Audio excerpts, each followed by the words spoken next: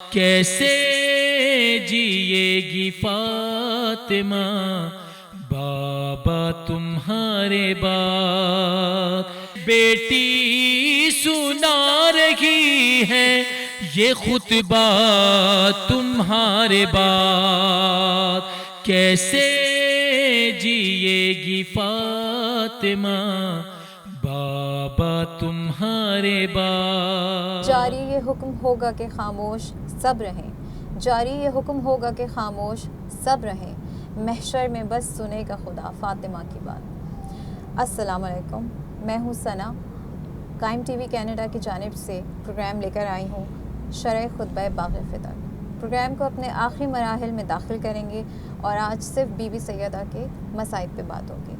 Be be سیدہ سلام اللہ علیہا کے مصائب کے بارے میں اگر آپ کچھ ہمیں بتا سکیں۔ دیکھیے خواہران عزیز، سب سے پہلی مصیبت تو یہی ہے کہ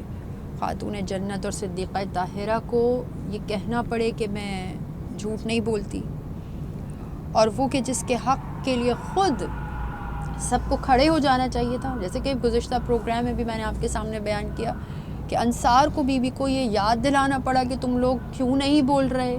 اور تم لوگ اونگ رہے ہو۔ میں بیان کرنا چاہتی ہوں کہ بی بی نے ان کو انجام بھی یاد دلایا کہ اب جو تم خاموش ہو تو اب تم یہ یاد رکھو کہ تم قہر خدا کو دعوت دے رہے ہو، اللہ کے عذاب کے لیے تیار ہو جاؤ۔ لیکن جیسے کہ خواہر نے پوچھا کہ کیا مصیبت تھی، آپ کو میں بیان کروں کہ تاریخ میں ملتا ہے کہ جب بی بی اپنے حق کے طلب کرنے کے لیے گھر سے چلی ہے نا، تو روایات کے مطابق ایک ایسی چادر بی بی نے اوڑھی ہوئی تھی کہ جو سر سے لے کر پاؤں تک اتنی لمبی تھی، جیسے نارملی ہم چادریں پہنتے تو ہمارے پاؤں پہ آ کے ختم ہو جاتی، لیکن بی بی ظاہر ہے کہ خاتون جنت ہیں،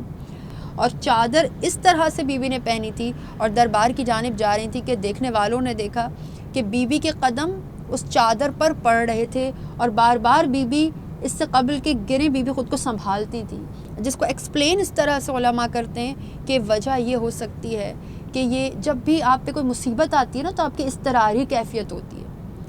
آپ بے چین اور مضطرب جب ہوتے ہیں، جب آپ صدمے میں ہوتے ہیں تو آپ کو سمجھ میں نہیں آتا، آپ کا پاؤں آپ ڈالنا کہیں چاہتے ہیں اور پڑتا کہیں ہے۔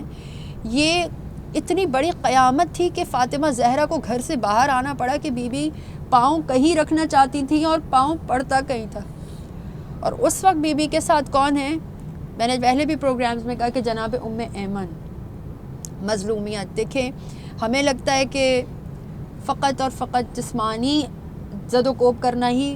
اذیت اور مصائب ہوتے ہیں، تنہائی بھی بہت بڑی مصیبت ہوتی ہے، تنہائی بھی بہت بڑی مصیبت ہے، اور خاص کر اس وقت کہ جب آپ حق پر ہوں مگر کوئی آپ کا ساتھ دینے والا نہ ہو۔ جناب ام ایمن پر ہمارا درود و سلام ہو جو شہزادی کی اس تنہائی میں بی بی کے ساتھ ہیں۔ لیکن میں مصائب کو بیان کرتے ہوئے آپ سب کو تھوڑا پہلے لے کے چلتی ہوں اس مقام پر کہ جب بی بی کے گھر پر جلتا ہوا انگارہ لے کر ظالمین آئے اور آ کر ان ملعونوں نے آواز دی، دق الباب کیا، تو آپ کو معلوم ہے کہ مولا کائنات کو طلب کر رہے تھے کہ علی کو باہر بلائیے، اور پہلی مدافع امامت کا دفاع کرنے والی پہلی ہستی جو ہے وہ جناب سیدہ کی ذات ہے۔ آلدو کہ بی بی پریگننٹ تھی، بی بی کے شکم میں جناب محسن موجود تھے، اپنے آپ جس قدر وہ کھڑی ہو سکتی تھی، مزاحمت کر سکتی تھی بی بی نے کی، اور جب باہر سے مستقل یہ زور آزمائی ہوتی رہی کہ علی کو باہر نکالو ورنہ ہم گھر میں آ جائیں گے، اور جناب سیدہ کی یہی تکرار تھی کہ میرے ہوتے ہوئے تم علی تک نہیں پہنچ سکتے۔ تو آپ کو معلوم ہے دنیا آج کہتی ہے کہ ہم یہ ایام فاطمیہ کیوں مناتے ہیں؟ ہم یہ ایام فاطمیہ اسی لیے مناتے ہیں کہ آج 1400 سال گزر گئے، کسی کو یہ معلوم نہیں کہ رسول اللہ کی بیٹی کے قاتل کون ہے اور کس مظلومیت کے ساتھ شہزادی کو شہید کیا گیا۔ جناب سیدہ کے شکم میں جناب محسن موجود تھے، بی بی مزاحمت کر رہی تھی، جس وقت ایک لعین نے ایک ایسی لات دروازے کے اوپر ماری کہ جناب سیدہ زمین پر گریں، اور بعض روایات کے مطابق دیوار اور دروازے کے درمیان پس گئیں، اور جو میخیں دروازے کے اندر لگی ہوئی تھی وہ جناب سیدہ کے پہلو میں پیوست ہو گئیں، اور جب بی بی گری ہیں زمین کے اوپر تو یہ ملائن اس دروازے کے اوپر جو شہزادی پہ گر چکا تھا اس دروازے کے اوپر سے دوڑتے ہوئے گزرے، اور جب گزرے تو اس وقت جب جناب محسن کی شہادت واقع ہوئی تو جناب سیدہ نے جناب فضہ کو آواز دی، اور بیوی نے پکار کے کہا فضہ میری مدد کو آئیے، میرا محسن شہید ہو گیا۔ یہ وہ وقت تھا کہ جب شہزادی بے ہوش ہو گئی۔ ظاہر ہے کہ یہ تکلیف آج ہر عورت جانتی ہے کہ ایک نارملی کسی بچے کو دنیا میں لانے سے 1000 گنا بڑی تکلیف ہے اس انداز سے کسی کے جسم میں اس کا بچہ مار دیا جائے اور وہ شہید کر دیا جائے۔ تو جناب سیدہ درد کی شدت سے بے ہوش ہو چکی تھی، اور جس وقت تاریخ میں لکھا ہے کہ جناب سیدہ سلام اللہ علیہا کو ہوش آیا تو اس وقت بی بی نے دیکھا کہ جناب امیر المؤمنین کو گلے میں رسی باندھ کر کھینچ کے گھر سے لے کے جا رہے تھے، اور جب بی بی کی آنکھیں کھلی تو بی بی کیا کر سکتی تھی؟ بی بی نے لیسن دیا، درس دیا کہ کبھی کوئی عورت یہ نہ سمجھے کہ وہ عورت ہے تو وہ امام وقت کے لیے کیا کر سکتی ہے۔ ہم بھی امام زمانہ کے منتظر ہیں، اور اس چینل کا تو نام ہی امام وقت کے نام پر ہے، تو کبھی نہ سوچئے گا کہ یہ تو مردوں کا کام ہے، یہ جہاد تو عورتوں سے کوئی تعلق نہیں رکھتا۔ آپ دیکھیے کہ جناب سیدہ جس کنڈیشن میں تھی اس وقت بھی اپنے امام وقت کا دفاع کر رہی تھی، جس طرح بھی بن پڑے ہمیں امام وقت کے آنے پر ان کے لیے کام کرنا ہے۔ کیا کر سکتی تھی؟ بے ہوش ہو کے گر چکی تھی اور اس عالم میں تھی کہ اٹھنے کے قابل نہیں تھی، لیکن کیا کر سکتی تھی؟ اپنے ہاتھ سے مولا کائنات کی ابا کو پکڑ لیا، اور جتنی طاقت جسم میں تھی پوری طاقت سے مولا کائنات کے ابا کو پکڑ کے کھینچ رہی تھی، یعنی اپنا حصہ ڈال رہی تھی امام وقت کو بچانے کے لیے۔ یعنی جب ہمارے وقت کے امام آئیں تو ہم نے بھی اپنی بساط کے مطابق جو ہم کر سکیں انشاءاللہ ہمیں کرنا ہے۔ اور اس وقت قنفس ملعون نے ایک تازیانہ جناب سیدہ سلام اللہ علیہا کے بازو پہ مارا، اور اس تازیانے کی وجہ سے جناب سیدہ سلام اللہ علیہا کا بازو ٹوٹ گیا۔ پسلیاں تو پہلے ہی ٹوٹ چکی تھی، بازو بھی ٹوٹ گیا۔ اور اس وقت جب بی بی نے بڑی مشکل سے آنکھوں کو کھولا، جناب فضہ کو قریب پایا تو کہا فضہ علی کہاں ہے؟ علی کو کہاں لے گئے؟ جناب فضہ سلام اللہ علیہ نے فرمایا کہ شہزادی مولا کو گرفتار کر کے لے جا چکے ہیں۔ اور اس وقت روایات میں ملتا ہے کہ جناب فضہ نے سہارا دیا، جناب